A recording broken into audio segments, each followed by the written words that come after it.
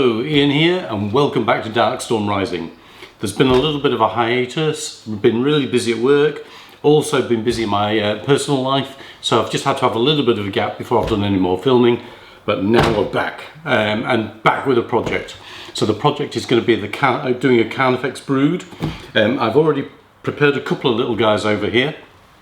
I'm going to talk you through those in a moment, but then what I'm going to do is I'm going to take you step by step how I create the look that I'm going to show you in a second. We'll talk about the basing, we'll talk about the painting, we'll go through the whole process together and hopefully give you some inspiration for your miniatures at home.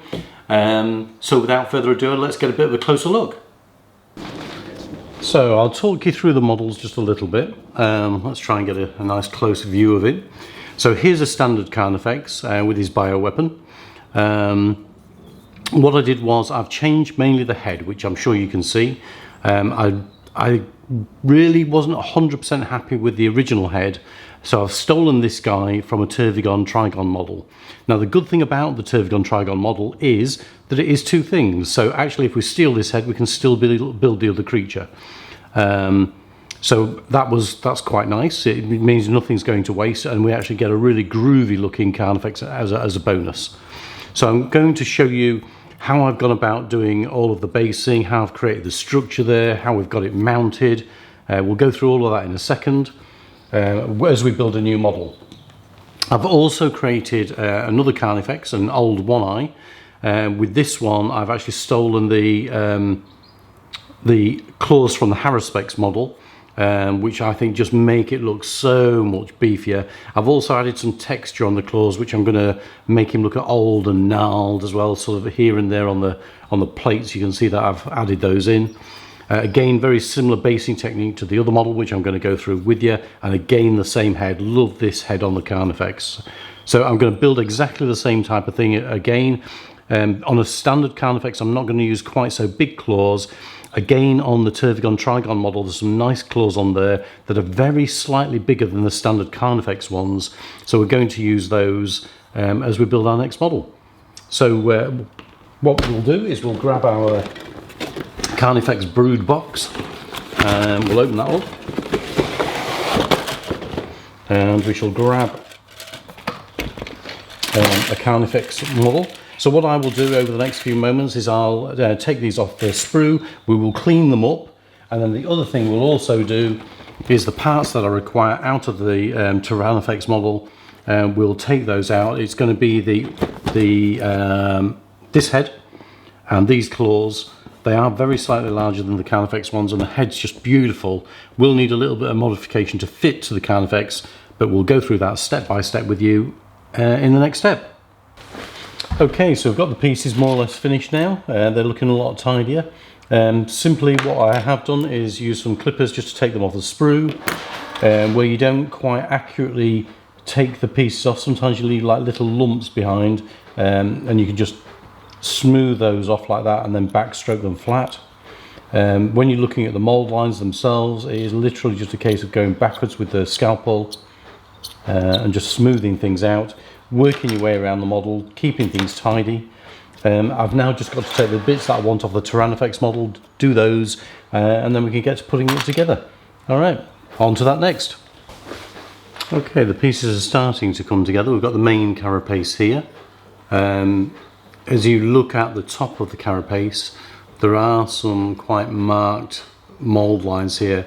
I'll scrape those back with my scalpel and maybe look at filling those with some green stuff. We've also completed the head, but again there's a little bit of a groove down the side of the head there, which again we can fill. An alternate way of doing that is with Tamiya's cement, and then what you do is you chuck a load of pieces of spare sprue into there, and it does take quite a lot of sprue, but you just keep loading it in and loading it in, and then this forms quite a nice paste, come thin glue, and that what you can do is you can run onto those grooves and just run it down, and 2 or 3 coats, and you can already start to see that that is starting to disappear. And with 2 or 3 careful applications, you can make a quite nice tidy job of even where some of the grimmest of marks in the lines have formed. So I will just finish that bit off, and then we shall mount the carapace. I think we're going to go for the plasma jet carapace, if I put it on the right way around, and then we'll look at mounting the head in a second. So this next section, we're going to put the head on. Now the head, if we look, is really far too big, so we need to chop his neck off. So what we're going to do is, we've left the glue to set, because one of the things you often do here, or I did when I was doing the earlier models, is that as you apply the weight here, if you haven't allowed the glue chance to set, you bend all these tusks. So just be a bit patient with it and let it set. And there's a big spine, a neck spine, and we're going to go just in front of the neck spine and chop through his neck. Okay, that's not quite even, we'll just even that up. Okay, trim off the excess. So now we've got a neck that will fit. Okay, and now it's just about positioning with green stuff. So we'll get a bit of green stuff. Move the debris out of the way, get the sharps out of the way. And we'll just knead some green stuff together, hence its name, kneaded tight.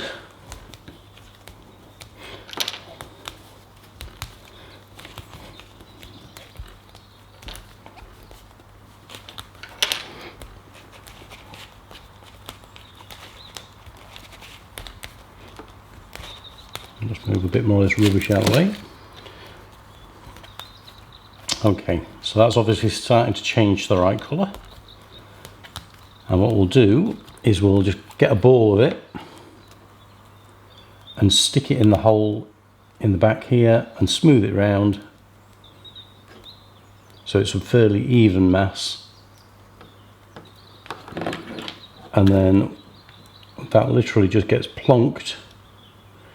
Now I've turned his body on its axis slightly, so to counter that I'm going to bring his head level so that he would be, as he throws his weight one way, the head would be countering, and I may even have him on a slight incline on the base just to really exaggerate that effect. I've got my modelling tools up here, so I have a range of items I've bought off eBay. So we've got all sorts of modelling tools, and I think we will go with this one with a nice little spade at the back. Tend to put a little bit of spit on it because I'm lovely and hygienic like that, but what it does is it stops the green stuff sticking to your tool. And what we're doing is we're just smoothing in, making sure the tendons look like they're continuing, so we're smoothing along the tendons here, and that is job done. So that's the head on. Now I can put all of this lot back in its rightful place. Just wanted to show you the selection of tools, really cheap off eBay. You don't have to get anything too expensive or extravagant, and they come in little packs, and don't end up costing you a fortune. So these ones are like rubber tipped, and they're a bit more for smoothing the green stuff, or milliput, whichever you're using. And the heavier ones are they're just got a bit more strength in them for when you've got something with a bit of resistance, especially when you're going into tight grooves like that. So the next thing I'll do is I'll find some nice positions for the arms and the talons, and I'll come back and I'll show you what position we've got. So I've used a little bit of blue tack just to confirm where I want the positioning while the glue sets. So he is slumped over on that side. We've turned his head just a little bit more, I think. And then what I'm going to do is I'm going to have him on a slight incline, levelling his head off, but he's throwing his claws out to balance his weight. And I think that should be quite a good pose. So we shall leave him there to set. And we shall wait until we get to move on to doing the basing next and joining the two together. Well, I'm going to call it a day at that, and what I've decided to do is keep these videos really short, so that what you can do is, as we do each step, you can hop in and hop out of the steps without consuming too much time trying to find your way through the video. So that's the miniature constructed. Next we're going to go on to basing. That'll be step 2. I'll try and get that knocked out tomorrow, and slowly over the next week we'll slowly get this guy put together and we'll start painting them and get this Carnifex Brood put together and finished. So I'll catch you soon in the next video. If you have enjoyed it so far, please do like and subscribe, and I'll see you very shortly in the next one. Are we painting your minis yet? Not just yet, but we're getting close, and I'll catch you in the next one.